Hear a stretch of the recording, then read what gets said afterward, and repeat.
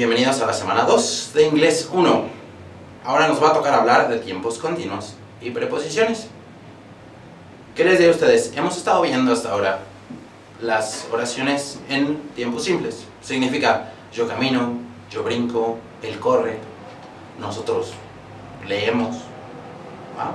Pero ¿qué tal si queremos hablar diciendo algo que estamos haciendo en este momento? Yo estoy corriendo, yo estoy brincando, ellos están leyendo, nosotros estamos brincando. Todo esto se puede decir muy fácilmente con los tiempos continuos, como lo vamos a ver a continuación. Entonces, primero que nada, vamos a recordar tantito cómo conjugamos el verbo ser o estar, to be en inglés. En este caso, ¿cómo podemos ver? Vemos los pronombres I, you, he, she, it, we, you, they, y lo conjugamos con el verbo ser o estar.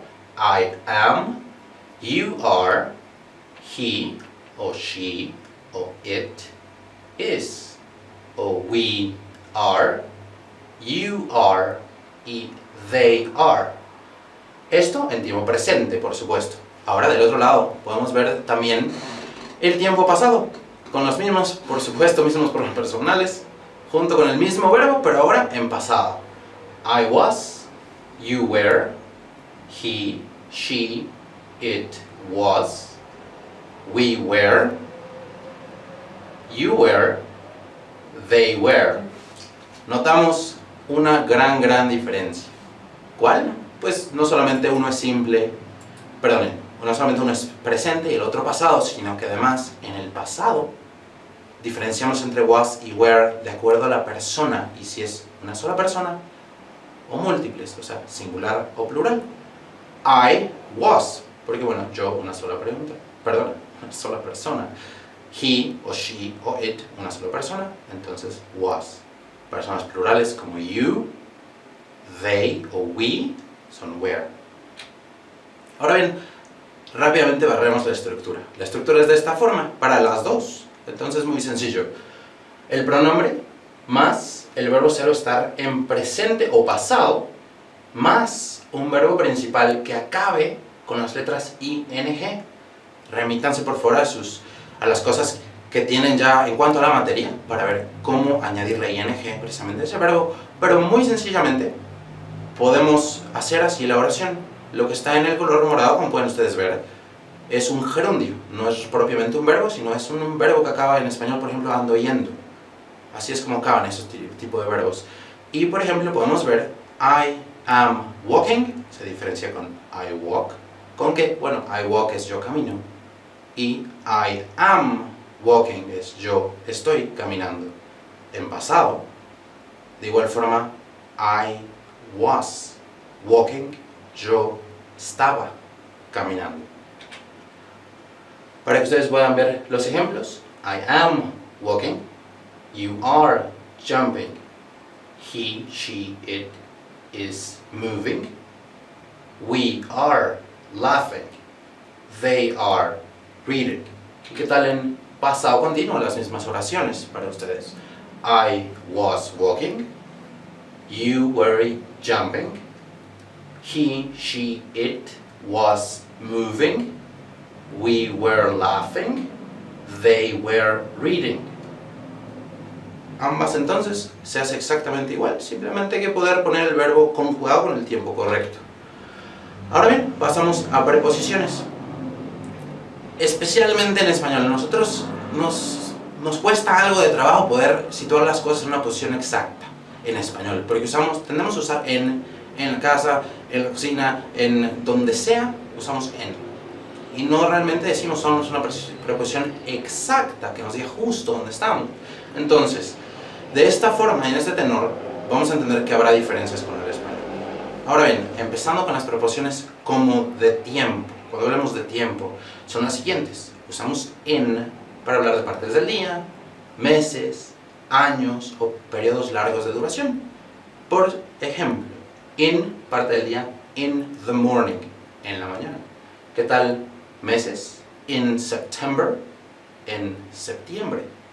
¿Qué tal hablando de años? En 1945, ¿cómo lo diría? Muy fácil, in 1945. ¿Qué tal? O ¿Qué les parece para periodos largos de tiempo? In 10 hours. En 10 horas. Que nos debe entender a partir de ahora. ¿Qué les parece si pasamos a at como preposición de tiempo? At, lo vemos, estamos muy familiarizados con at. At para nosotros en español es un símbolo. El símbolo se llama en español arroba. Para ellos no solo es un símbolo, sino también es una preposición que se encuentra antes de un dominio de una página web. Ahora bien, esta lo usan en cuanto a tiempo, para hablar de la hora exacta. Por ejemplo, a medianoche, el mediodía o el momento. Por ejemplo, para la hora exacta, at 7, a las 7. ¿Qué les parece? Medianoche o mediodía. At midnight, at noon. O ¿qué tal en el momento? At the moment. Y usando on, ahora, hablamos de días de la semana en cuanto a fechas y días feriados. Por ejemplo, on Monday, el lunes. Por último, no se me sientan muy abrumados, ya hemos terminado prácticamente. Vamos a usar esas mismas tres preposiciones, pero como una preposición de lugar. Por ejemplo, in la usamos en un lugar cerrado, en un lugar en el cual estamos englobados. Significa básicamente, donde sea que ese lugar me englobe, en una caja, dentro de las sábanas de la cama, dentro de la casa, dentro de un país, a donde sea que yo me mueva, termino en otro país. Entonces yo me voy para arriba, o para el norte, digámoslo de esta forma, termino en Estados Unidos, sigue siendo un país. Por lo mismo, si estoy en México, digo in Mexico. Si estoy en Estados Unidos, in the United States.